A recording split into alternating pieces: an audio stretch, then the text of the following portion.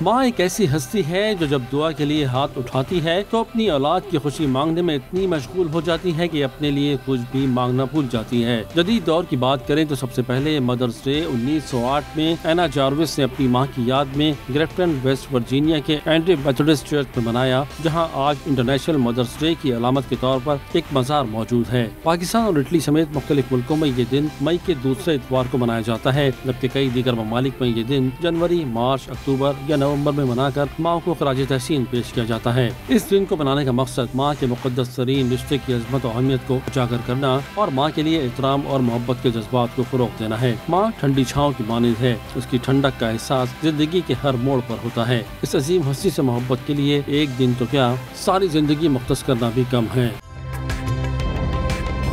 تازہ ترین ویڈیوز کے لیے ہمارا YouTube چینل سبسکرائب کر کے بیل آئیکن پریس کریے تاکہ آپ کو ملے ہر اپڈیٹ سب سے پہلے۔